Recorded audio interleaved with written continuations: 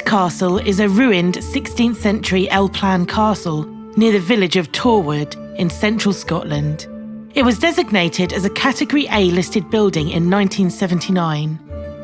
Since filming this video, it has been registered as a moderate level of risk from mid-2019 due to continued neglect.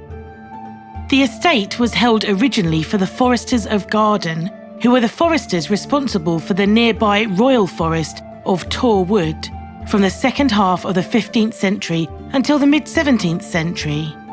Based on the date found on a carved stone panel not far from the castle in 1918, the castle has been estimated as being built around 1566 for Sir Alexander Forester. It passed to Clan Bailey in the early 16th century and then to George, 1st Lord Forester in 1635.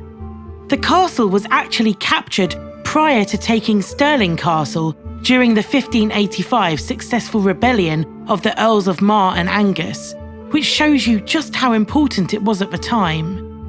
The castle was held by the Foresters until the mid-17th century. Then, there is a large gap in the history as the castle was not as prominent in the community and started to fall into disrepair. By the 19th century, it was completely ruinous. Torwood Castle was then purchased by Gordon Miller in 1957. He slowly restored it, although he was only able to stabilise the stonework with help from his friends. He created the Torwood Castle Charitable Trust before his death in 1998, which he hoped would continue his work. Owing to the retirement of trustees and several deaths, only one ex officio trustee was left to secure the castle's future, Mr. Andrew Bryce. In 2017, a local councillor asked Mr. Bryce to become a standard trustee to save the castle. This was in line with the constitutional document that's in place. However, Mr. Bryce temporarily had to stand down at this time due to taking care of his wife. A year later, a local man, Mr. Gary Grant, moved into the castle in September 2018. This was to protect it from vandalism, as it was not secured at all. You can evidence this in our videos from July of the same year. Mr. Grant has stayed there and continued with maintaining the castle as best he can in honour of his friend Gordon Miller that he helped as a child to put some of the castle back together. On the 24th of March 2021, Andrew Bryce resurrected his position as ex officio trustee and added Mr. Grant as a standard trustee. The trust are now in the process of securing the castle's future. At the time of editing this video, they are looking for members to join the trust and for donations from people who can help prevent the castle falling into greater disrepair, as it's an important part of Falkirk County's heritage and Scottish history. The main building is roofless, but it is of particular interest in view of its evident transitional character between castle and mansion. It comprises a vaulted ground floor, a principal floor and an attic. The attic is what we assumed was a minstrel's gallery. The wing, a square tower with gables at each end, contains the main staircase. In front of the building, where we approached, was once a courtyard which was cobbled, and there is evidence of a kitchen garden in one part which still grows currants and other fruits, albeit wild and overgrown. The rooms on the ground floor were excavated in 1999 and revealed a kitchen and a well room. The rubble and items in the ground floor rooms are from the original attempt to restore the castle in the 1960s. There have been a few finds officially recorded. Those are from the late medieval period and included some pottery and a key to an original internal door. This information was taken from a report in 1999, so there may well be more items that have been uncovered by the castle's trust and the new occupier. Whoa.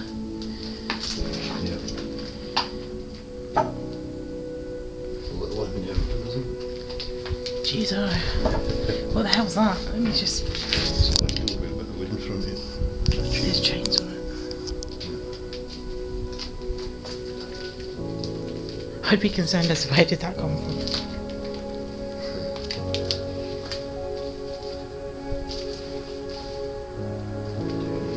Oh look, more stairs.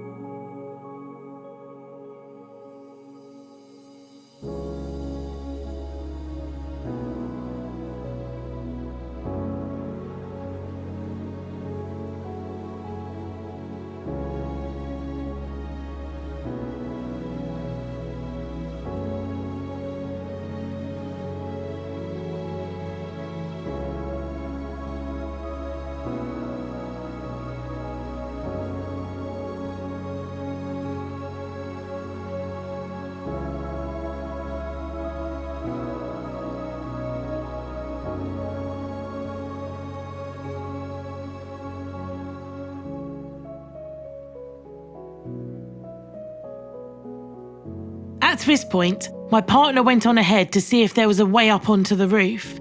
We had heard that the wooden floor was completely rotted away and all that was left was a bridge of beams.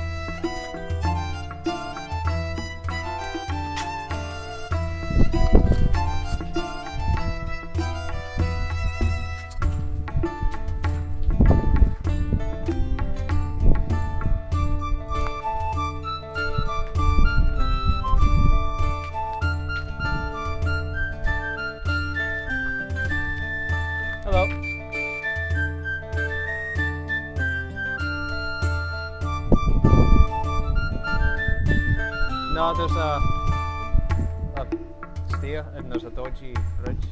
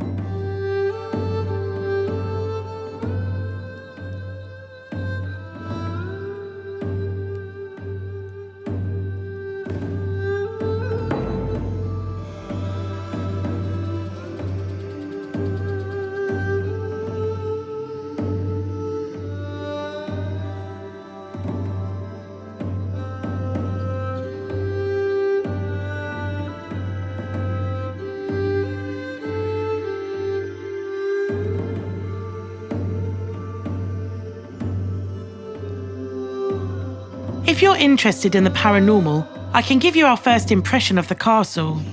I feel as if I'm a person who believes there is evidence for paranormal activity existing. My partner isn't sure, but errs on the side of it not existing.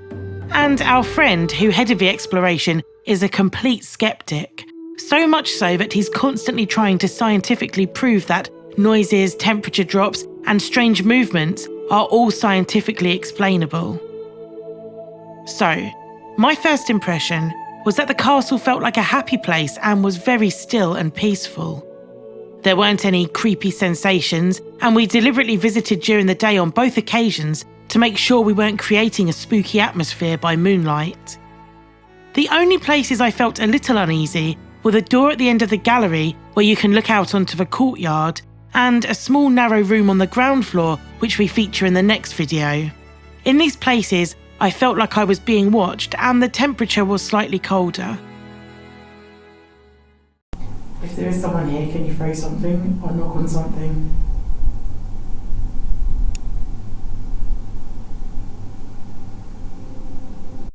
If there is someone here, can you throw something or knock on something?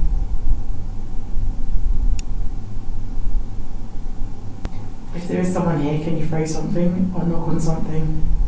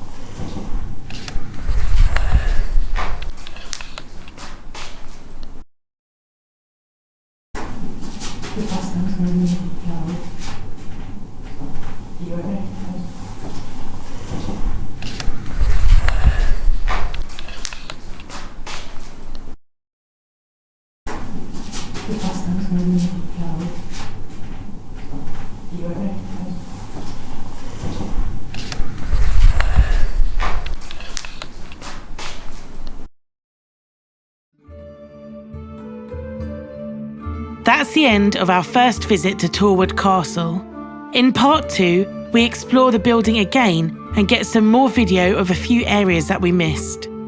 I want this to primarily be focused on showing you unique historical content with just a dash of possible paranormal so that it doesn't take away from the facts I'm presenting. I'd really appreciate it if you make sure you've subscribed and turned on your notifications so that you don't miss any of my new uploads. And, as always, I'll see you in the next video.